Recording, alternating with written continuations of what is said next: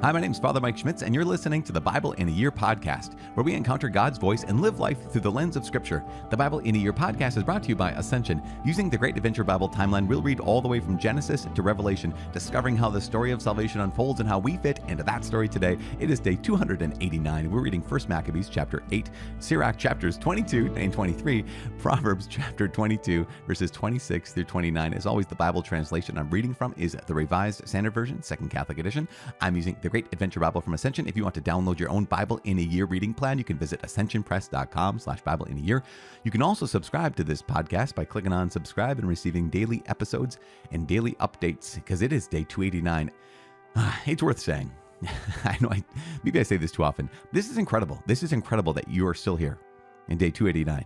Think back to whenever you began this podcast, that first day, day one, and you're like, man, 365 days, here we go. And here you are 289 days later, whether that was actual 289, calendar days, or whether, it's more than that when it comes to the calendar days, or maybe you caught up, you had the first couple, maybe first 100 days, you were doing 2 a days, kind of a situation.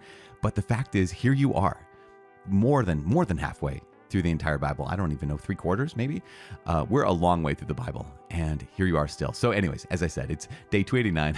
I just want to say I'm proud of y'all. That's all.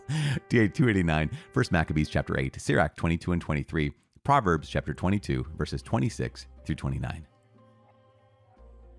The first book of Maccabees, chapter 8, an eulogy of the Romans. Now Judas heard of the fame of the Romans, that they were very strong and were well disposed toward all who made an alliance with them, that they pledged friendship to those who came to them, and that they were very strong. Men told him of their wars and of the brave deeds which they were doing among the Gauls, how they had defeated them and forced them to pay tribute, and what they had done in the land of Spain to get control of the silver and gold mines there, and how they had gained control of the whole region by their planning and patience, even though the place was far distant from them. They also subdued the kings who came against them from the ends of the earth until they crushed them and inflicted great disaster upon them. The rest paid them tribute every year. Philip and Perseus, king of the Macedonians, and the others who rose up against them, they crushed in battle and conquered. They also defeated Antiochus the Great, king of Asia, who went to fight against them with 120 elephants and with cavalry and chariots and a very large army. He was crushed by them. They took him alive and decreed that he and those who should reign after him should pay a heavy tribute and give hostages and surrender some of their best provinces, the country of India and Media and Lydia. These they took from him and gave to Eumenes the king. The Greeks planned to come and destroy them, but this became known to them, and they sent a general against the Greeks and attacked them. Many of them were wounded and fell, and the Romans took captive their wives and children. They plundered them, conquered the land, tore down their strongholds, and enslaved them to this day. The remaining kingdoms and islands, as many as ever opposed them, they destroyed and enslaved. But with their friends and those who rely on them, they have kept friendship. They have subdued kings far and near, and as many as have heard of their fame have feared them. Those whom they wish to help and to make kings, they make kings, and those whom they wish to depose, and they have been greatly exalted. Yet for all this, not one of them has put on a crown or worn purple as a mark of pride, but they have built for themselves a senate chamber, and every day 320 senators constantly deliberate concerning the people to govern them well. They trust one man each year to rule over them and to control all their land. They all heed the one man, and there is no envy or jealousy among them. An alliance with Rome. So Judas chose Eupolemus, the son of John, son of Achos, and Jason, the son of Eleazar, and sent them to Rome to establish friendship and alliance, and to free themselves from the yoke, for they saw that the kingdom of the Greeks was completely enslaving Israel. They went to Rome, a very long journey, and they entered the Senate chamber and spoke as follows. Judas, who is also called Maccabeus, and his brothers, and the people of the Jews have sent us to you to establish alliance and peace with you, that we may be enrolled as your allies and friends.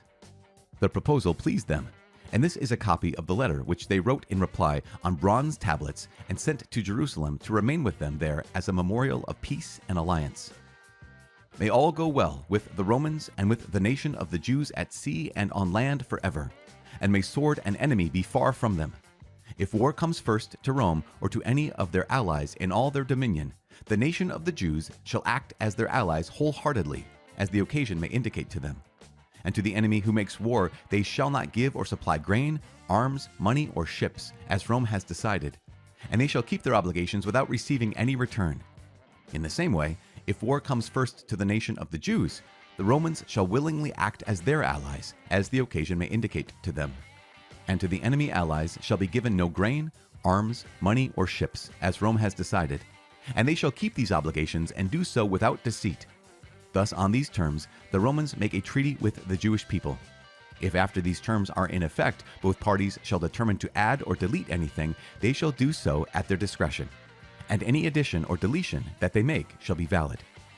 And concerning the wrongs which King Demetrius is doing to them, we have written to him as follows: Why have you made your yoke heavy upon our friends and allies, the Jews? If now they appeal again for help against you, we will defend their rights and fight you on sea and on land.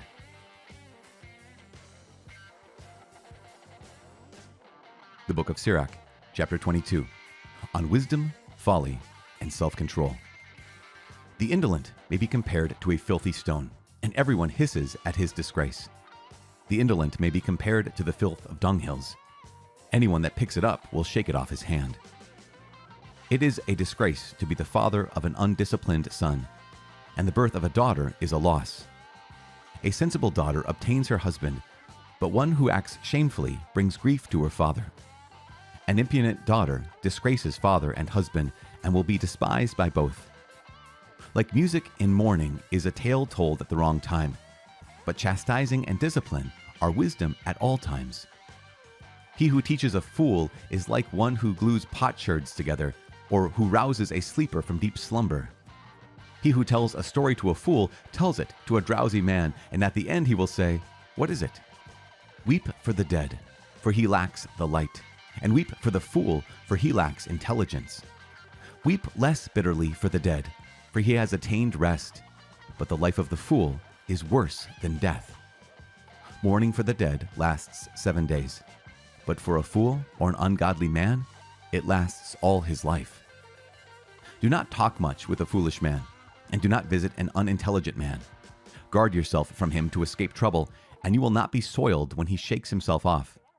Avoid him, and you will find rest, and you will never be wearied by his madness. What is heavier than lead, and what is its name except fool? Sand, salt, and a piece of iron are easier to bear than a stupid man. A wooden beam firmly bonded into a building will not be torn loose by an earthquake.